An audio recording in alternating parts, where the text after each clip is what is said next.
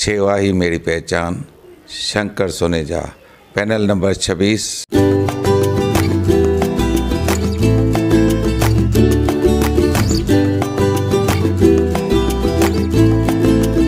सेवा ही मेरी पहचान, Shankar Soneja, panel number 26। Rishto.com online Sindhi matrimony. More than 26,000 trusted families. Counseling with utmost honesty. Free registration. Nominal membership fees. No commission after marriage. Free Rishto meet with refreshments. Rishto.com online Sindhi matrimony. नमस्कार, मैं राजेश दलवानी। आप देख रहे हैं उल्लास line bulletin. शहर की ताज़ा खबरें देखने के लिए हमारे न्यूज़ चैनल को जरूर सब्सक्राइब करें। 2016 में इन्होंने पास किया था, बिल्कुल इसमें कोई दो राय नहीं है। स्टैंडिंग में पहले पारित हुआ, उसके बाद उन्होंने जनरल बॉडी में पारित किया। अब प्रश्न ये है, जब मैं सवाल पूछता हूँ, सभी नगर सेवक जो भी मुझसे फ़ोन पे भी बात करते हैं, मीडिया पे भी आके मैंने पूछा है कि कोई भी नगर सेवक मुझे ये आकर के बताए कि उन्होंने रेटेबल बंद करके कैपिटल वैल्यू क्यों लगाया है। कैपिटल वैल्यूड प्रॉपर्टी टैक्स को लेकर अब शहर में आक्रोश बढ़ता नजर आ रहा है। शहर के नागरिकों ने जिन नगर सेवकों को वोट करके चुनकर दिया कि यह नगर सेवक अपने वार्ड का विकास करेंगे और वार्ड के परेशानियों को प्रशासन तक पहुंचाकर दूर करेंगे, पर दुर्भाग्य नगर सेवकों ने स्थायी समिति और महासभा में कैपिटल वैल्यू प्रॉपर्टी टैक्स को मंजूरी देकर शहर के नागरिकों को यह टैक्स तोहफे के रूप में दी है। पहले स्थायी समिति की तरफ से प्रस्ताव को मंजूरी दी गई, जिसके बाद कैपिटल वैल्यू प्रॉपर्टी टैक्स के प्रस्ताव को महासभा के उस समय के सभी नगर सेवकों ने इससे सर्वसम्मति से मंजूरी दी, जिसके नतीजे के तौर पर मनपा प्रशासन ने स्थायी समिति और महासभा के मंजूरी के बाद इस प्रस्ताव को लागू कर शहरवासियों को इस टैक्स के नोटिस भेजे जा रहे हैं। वहीं अब राज्य शासन की तरफ से भी इस कैपिटल वैल्यू प्रॉपर्टी टैक्स को शहर में लागू करने का आदेश आ चुका है। वहीं इस कैपिटल वैल्यू प्रॉपर्टी टैक्स को लेकर सिटीजन ऑफ फोरम की तरफ से उल्लासनगर मनपा आयुक्त अजीत शेख से मुलाकात कर एक ज्ञापन दिया गया है कि यह टैक्स लागू नहीं हो। आइए जानते हैं सिटीजन ऑफ फोरम के सदस्यों की तरफ से क्या बताया जा रहा है। बिल्कुल, आज मैं उल्लासनगर महानगर पालिका के आयुक्त के पास आया था और उल्लास सिटीजन फोरम का कन्वीनर होने के नाते मैं एक मेमोरेंडम उनको देने आया था।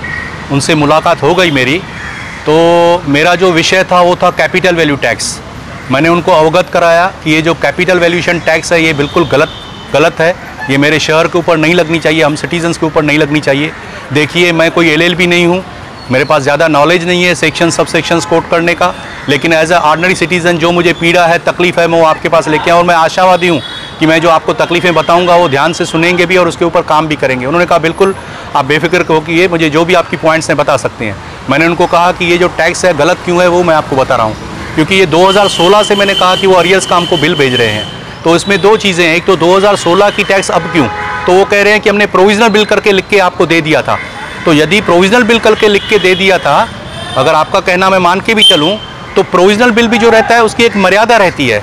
जितना सेक्शन 129 की मुझे जानकारी है, जो मैं पूछ के आया हुआ है, मुझे जानकारी है, जो मैं जानता हूँ बीपीएमसी एक्ट को, तो वो जो आपका टैक्सेशन प्रोविजनल टैक्स है वो आपको उसी बरस के अंदर ख़त्म करनी है और जो टैक्स का रजिस्टर है वो उसी बरस में बंद होना चाहिए। लेकिन आप तो इतने बरसों के बाद और फिर एक्सक्यूज़ दे रहे हैं कि वो जो जीआईएस मैपिंग वाले थे, जीआईएस मैपिंग वाले उनसे लेट हो गई है, इसके लिए हमको लेट हो गई है। ये तो आपकी त्रुटि है, आपकी गलती है, हम क्यों सफ़र करें। मैंने उनसे कहा कि 2 बरस पहले मैंने फ्लैट लिया, मैंने उनसे नो ड्यूज सर्टिफिकेट ले लिया, उस पर तो कोई प्रोविजनल बिल नो ड्यूज़ नहीं लिखा हुआ है। तो जब भी मैंने उनसे नो ड्यूज़ ले लिया, अब आप कह रहे हो 2016 का, वो आदमी तो बम्बई चला गया, अब मैं कहाँ से किससे पैसे लूँगा आपको वो चुकाने के लिए। तो ये तो आपकी गलतियाँ हैं, तो मैं उसके लिए क्यों भुगतूँ। क्रमांक 2 कि आपने जो 0.91% लगाई है ये तो हाईएस्ट इन द महाराष्ट्र है। इवन बीएमसी में भी 0.5 और 0.61 है, यानी कि वहाँ पे 1.5 गुना है टैक्स। जो पहले रेटेबल टैक्स थी उससे 1.5 गुना भी हो गई। हमारे यहाँ तो रेसिडेंशियल के ऊपर डबल और जो कमर्शियल है उसके ऊपर 3 टाइम्स कर दिया आपने, जो कि बिल्कुल गलत है, ये नहीं होना चाहिए था।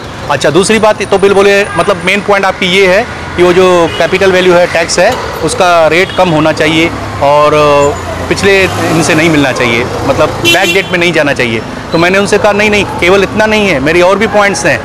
सबसे पहले तो हमको कैपिटल वैल्यू चाहिए ही नहीं, क्योंकि आज अगर आप 0.91 से कम करके 0.40 भी करके देंगे हमको खुश करने के लिए, देखो पहले जितनी टैक्स आपकी हो गई, लेकिन आगे वाली अगर बॉडी आती है और फिर बोलेंगे हमको पैसे की तकलीफ है, एक बार हमने पास कर दिया तो फिर 0.50 फिर 0.60 ऐसे बढ़ाते जाएंगे। हमको ये चाहिए ही नहीं, हमको रेटेबल चाहिए। तो उन्होंने शांत से सुना। उसके बाद मैंने कहा कि सर सबसे बड़ा मुद्दा ये है कि बताइए इस शहर के अंदर इतनी सारी वीक एंड डेंजरस बिल्डिंग्स हैं, तो वीक एंड डेंजरस बिल्डिंग का आप 2016 का रेडी रेकॉर्डर लेकर के वैल्यू पकड़ के उसके ऊपर टैक्स लगा रहे हो। तो 2016 में मान लीजिए मेरे फ्लैट की 2016 का जो रेडी रेकॉर्डर है उसके हिसाब से मेरी फ्लैट की वैल्यूएशन थी 35 लाख।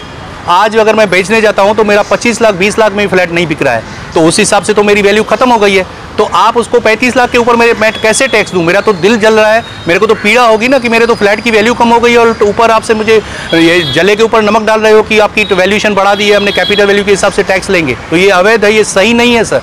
और दूसरी बात मैंने कहा कितनी सारी बिल्डिंग गिर गई हैं, कितनों को खाली करा दिया गया है, उसके बाद भी आपके डिपार्टमेंट्स की आपस में समन्वय नहीं होने की वजह से टैक्स डिपार्टमेंट का उनके साथ समन्वय नहीं है। इसके लिए उन लोगों को भी नोटिस भेजे गए हैं जहाँ पे कोई रहता नहीं, जहाँ पे बिल्डिंग डिमोलिश हो चुकी है उनको नोटिस जा रहे हैं। ये क्या दिखाता है? मेरे पास कई लोग आए हैं मिलने के लिए, सर हम तो रेंट पे रहते हैं, हमने तो जगह हमारी गिर गई, बिल्डिंग गिर गई, उसके बाद भी हमारे पास नोटिस आए हैं, तो ये कैसे कारोबार चलेगा? तो उन्होंने सारी बातें मुझसे सुनी, अच्छी तरह से सुनी। उन्होंने आश्वासन दिया कि आप चिंता मत कीजिए, मैं सारी बातों के ऊपर गौर करूंगा, मैं भी नया हूं, मैं सारी स्टडी करूंगा। उन्होंने आश्वासन। फिर मैंने उनसे पूछा कि अगर आप आगे भी हमें समय देंगे तो इस शहर में बहुत सारी समस्याएं, रोड के खड्डे हो, कचरा हो, पानी की समस्या, बहुत सारी समस्याएं, ये समस्याओं का शहर है।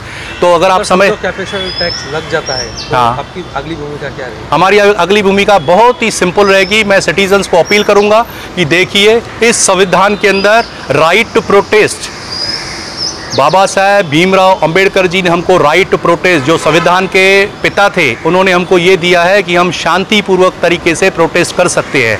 तो जिस प्रकार से महात्मा गांधी जी ने अंग्रेज़ों के लिए दांडी यात्रा निकाली थी, नमक के ऊपर उन्होंने टैक्स लगाई थी, उन्होंने नॉन कोऑपरेशन किया था, मैं सारे सिटीजन्स को यही कहूँगा कि हम नॉन कोऑपरेशन करेंगे, हम ये टैक्स लेकिन नहीं भरेंगे, अहिंसावादी तरीके से हम घर में बैठे रहेंगे लेकिन टैक्स नहीं भरेंगे, कैपिटल वैल्यू टैक्स हमको मंजूर नहीं है। देखते हैं कि पूरे शहर की प्रॉपर्टियाँ ये कैसे सील करेंगे। नगर सेवक और स्टैंडिंग जो नगर सेवक स्टैंडिंग में थे, महासभा में थे, इन्होंने 2016 में पास किया हुआ है और आज ही वो लोग ही इसका विरोध कर रहे हैं। तो आपने कुछ इसका स्टडी किया है? हाँ बिल्कुल स्टडी किया है, पूछिए मुझसे। 2016 में इन्होंने पास किया था, बिल्कुल इसमें कोई दो राय नहीं है। स्टैंडिंग में पहले पारित हुआ, उसके बाद उन्होंने जनरल बॉडी में पारित किया। अब प्रश्न ये है, जब मैं सवाल पूछता हूँ सभी नगर सेवक जो भी मुझसे फ़ोन पे भी बात करते हैं, मीडिया पे भी आके मैंने पूछा है कि कोई भी नगर सेवक मुझे ये आकर के बताए कि उन्होंने रेटेबल बंद करके कैपिटल वैल्यू क्यों लगाया है। अब वो बातें कर रहे हैं कि हम 0.91 से कम करके देंगे, अच्छा अरियर्स माफ़ करवा देंगे, नहीं तो कोर्ट में चले जाएंगे। सवाल ये है कि आपने ये टैक्स, घातक टैक्स लाया क्यों? इसका कोई भी कारपोरेटर जवाब देने के लिए तैयार नहीं, फिर एक दूसरे के पीछे छुप रहे हैं। हम तो 2016 में नहीं थे, अगर 2016 में नहीं थे 17 में आए तो जो पहले का ठहराव था उसको रद्द करने की आपके पास ताकत थी, उसको रद्द क्यों नहीं किया? फिर अभी बोल रहे हैं कि हम तो अप्रैल में निकल गए, उसके बाद इन्होंने बिल निकाले। अगर निकाले भी हैं तो बजट की कॉपी तो आपने 31 मार्च को पास की, उस बजट में जो एस्टिमेटेड वैल्यू रहेगी आने वाले बरस में टैक्स की कलेक्शन कितनी होगी वो तो बढ़ गई होगी। तो आपका ध्यान जाना चाहिए था कि भाई पिछले बरस मान लीजिए, एक उदाहरण दे रहा हूँ, 50 करोड़ की एक टैक्स कलेक्शन है और अब जो आएगी उन्होंने 300 करोड़ मान लीजिए रख दिया, तो आप पूछ सकते हो ना इतनी कैसे जम आई? तो वो बताते थे कि हम कैपिटल वैल्यू लगाने जा रहे हैं। आपने बजट ऐसे ही कैसे पास कर दी? उसमें एस्टिमेटेड वैल्यूज रहती है कि आने वाले बरस में हमारी कुल रेवेन्यू कितना आने वाला है, टैक्स में कितना आने वाला है, तो तभी उन्होंने क्यों नहीं ध्यान दिया? तो गुनहगार तो हैं, बिल्कुल सब जानते हैं कि ये लोग गुनहगार हैं, लेकिन अब बाकी तो सब जनता के हाथ में है। जनता लोकशाही के अंदर सबसे बड़ी ताकत वाली वही रहती है। इसलिए मैं आज भी जनता को यही बोलता हूँ कि याद रखना, आने वाले समय में आपको केवल नए चेहरे, न पुराने चेहरे, न उनके रिश्तेदार। जय हिंद दोस्तों। उल्लास लाइन बुलेटिन को सब्सक्राइब करें, बेल आइकॉन दबाएं और देखिए उल्लास लाइन बुलेटिन की न्यूज़ सबसे पहले आपके मोबाइल पर।